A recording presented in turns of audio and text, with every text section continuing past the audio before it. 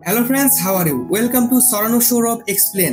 কেমন লাগবে বলো তো যদি তোমার ভালোবাসার মানুষটি তোমাকে কোনো কিছু না বলেই তোমার জীবন থেকে একেবারে গায়েব হয়ে যায়।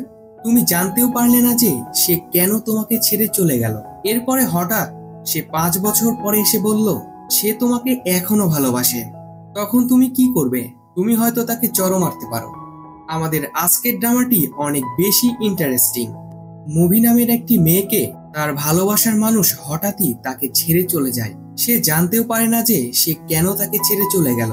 এরপরে হঠাৎই 5 বছর পর সে আবারও তার জীবনে ফিরে আসে এবং তাকে বলে সে এখনো তাকে ভালোবাসে। কিন্তু মুভি কি পারবে তাকে আবারও আগের মতো আপন করে নিতে? কারণ কথায় আছে, ভেঙে যাওয়া কাজ যেমন জোড়া লাগে না, তেমনি ভেঙে যাওয়া সম্পর্ক আর ঠিক আগের মতো হয় না। তো এখনই আমাদের চ্যানেলটি সাবস্ক্রাইব করে রাখো। তো চলো আজকের এই আকর্ষণীয় ড্রামাটি শুরু করা যাক।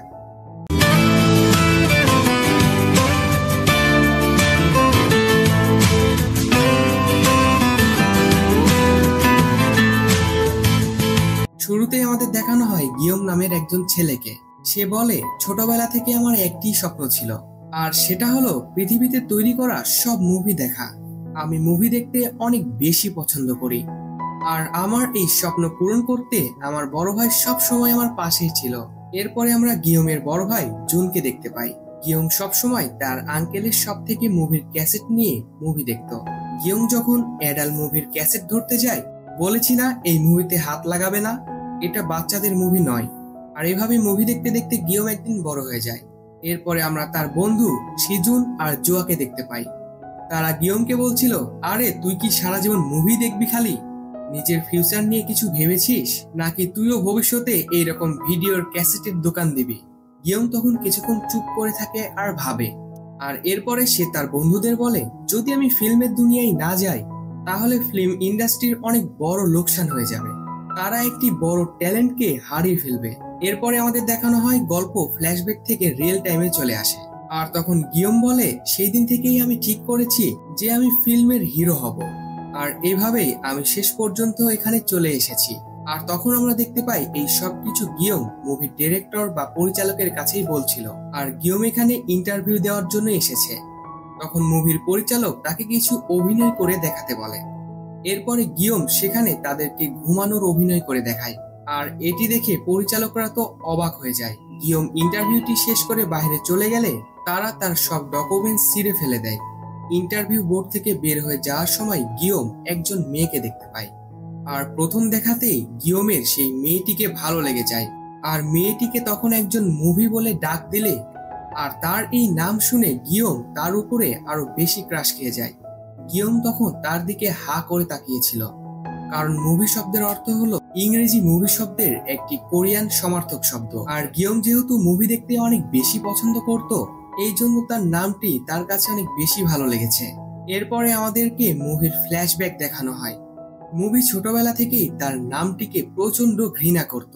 একটি ছেলেকে মারার জন্য সেই মহিলা তার বাবা মাকে ডেকে আনতে বলে, কিন্তু মুভি তাদেরকে বলে আমার বাবা মা মারা গেছে। আর ঠিক তখনই তার বাবা সেখানে চলে আসে। তার বাবা ফিল্মে বিভিন্ন ছোট ছোট রোলে কাজ করত, আর তার স্বপ্ন ছিল সে একজন মুভির পরিচালক হবে, আর সে অসাধারণ সব মুভি তৈরি করবে। আর সে মুভি অনেক বেশি পছন্দ করত, আর সে এই জন্যই তার মেয়ের নাম রেখেছে মুভি। কিন্তু মুভি তার নাম একদমই পছন্দ করত না। কেউ যদি তার নাম নিয়ে বিরক্ত করত তাহলে সে লাঠি নিয়ে তাদেরকে মারতে যেত।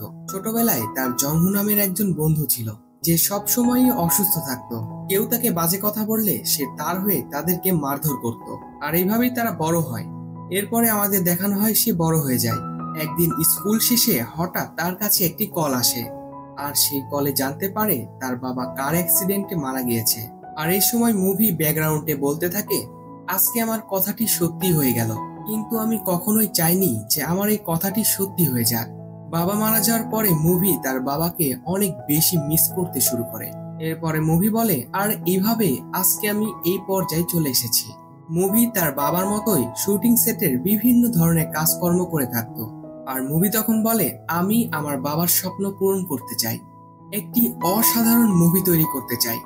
এরপরে আমাদের দেখানো হয় সিন বর্তমানে চলে আসে, আর গিয়ম বলে নামটি অনেক বেশি সুন্দর, এরপরে আমরা গিয়মের বন্ধুদের দেখতে পাই, তারা দুইজনই এখন রিলেশনশিপে ছিল। এর পরের সিনে আমাদেরকে গিয়মকে দেখানো হয়, যে শুটিং সেটে ছিল। সে শুটিং সেটে ভিলেনদের সাথে ফাইট করছিল। তবে আমরা দেখতে পাই সে এই মুভিতে খুবই ছোট একটি রোলের জন্য কাজ পেয়েছে, আর সেটাও সে ঠিকভাবে করতে পারে না। শটটি নষ্ট করে দেওয়ার কারণে পরিচালক জন অনেক চিৎকার করতে থাকে আর তাকে এই শট থেকে বের করে দেয়। পরিচালক জন গিয়মকে সেখান থেকে চলে যেতে বললে গিয়ম কোনো মতেই সেই সেট থেকে বেরই হয় না। তারপরও শুটিং না থাকলেও সে পরিচালকের হাত পা টিপে দিত।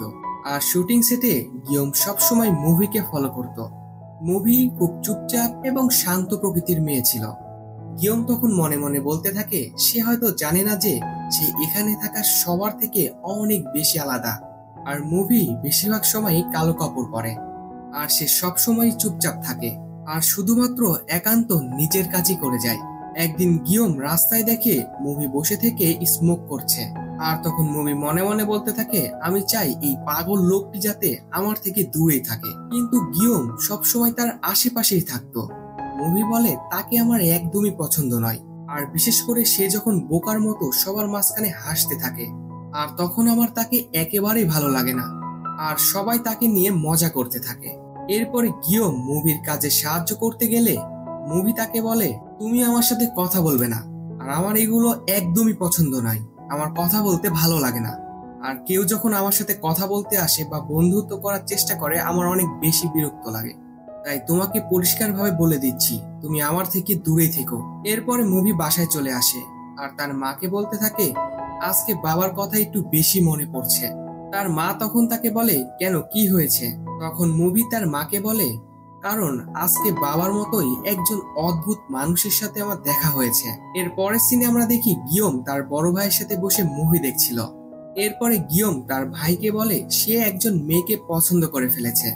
এইদিকে আমরা জানতে পারি গিয়মের জীবনে তার বড় ভাই ছাড়া আর কেউই ছিল না। এর পরের দিনে আমাদেরকে শুটিং সেটে দেখানো হয় গিয়ম সেখানে মরার মতো পড়েছিল, আর মুভি তখন গিয়মের পায়ের সাথে ধাক্কা লেগে পড়ে যায়। তখন গিয়ম মুভিকে বলে শুটিং এর পরে কি তোমার কোনো প্ল্যান আছে? মুভি তখন বলে আমি ব্যস্ত থাকবো। গিয়ম তখন শুয়ে থেকেই বলে ব্যস্ত তো আমিও আছি, আর আমাকে ডায়লগ গুলো মুখস্থ করতে হবে। মুভি তখন বলে তোমার তো কোনো ডায়লগই নেই। গিয়ম তখন বলে তুমি এটি কিভাবে জানলে? তুমি কি আমাকে পছন্দ করতে শুরু করেছো নাকি? মুভি তখন কিছু না বলে সেখান থেকে চলে যায়। এর পরের দিন মুভি খাবার খাওয়ার সময় দেখে গিয়ম ছদ্মবেশে তার সামনে বসে থেকে খাবার খাচ্ছে। মুভি তখন তাকে বলে কালকে সিনেই তো তুমি মারা গিয়েছিলে, আজকে আবার এখানে কি করছো? সে তখন বলে আজকে আমি একজনের রোল চুরি করে নিয়েছি। আর ঠিক তখনই একজন লোক এসে গিয়মের কান টানতে টানতে সেখান থেকে নিয়ে যায়। রাতে বাড়ি ফেরার সময় গিয়ম মুভির ফলো করছিল। মুভি এটি বুঝতে পারলে গিয়ম তখন বলে তুমি তো একা একাই যাচ্ছ, তাই আমি ভাবলাম তোমাকে একটু সাহায্য করতে আসি। মুভি তখন বলে আমার সাহায্যের কোনো প্রয়োজন হলে আমি নিজে তোমাকে বলবো, তাই এখন তুমি এখান থেকে চলে যাও। মুভি তখন বলে তুমি যদি এখান থেকে না যাও তাহলে আমি তোমাকে ইলেকট্রিক শক দেব। তো এখনই আমাদের চ্যানেলটি সাবস্ক্রাইব করে ফেলো। তো আজকের এই আকর্ষণীয় এপিসোডটি এই পর্যন্তই। পরবর্তী আকর্ষণীয় এপিসোডটি দেখতে এখনই আমাদের চ্যানেলটি সাবস্ক্রাইব করে রাখো, আর অবশ্যই কমেন্টে জানিয়ে যাবে যে এই আকর্ষণীয় ড্রামাটি তোমাদের কেমন লেগেছে। পরের আকর্ষণীয় এপিসোডগুলো কিন্তু আরো বেশি ইন্টারেস্টিং হতে চলেছে, তাই তোমরা অবশ্যই কমেন্ট করে জানাবে এই এপিসোডটি তোমাদের কেমন লেগেছে। তোমরা যত বেশি লাইক, কমেন্ট এবং শেয়ার করবে তত তাড়াতাড়ি কিন্তু পরবর্তী আকর্ষণীয় এপিসোড তোমাদের জন্য নিয়ে আসবো। তো ভিডিওটি শেষ পর্যন্ত দেখার জন্য অসংখ্য ধন্যবাদ।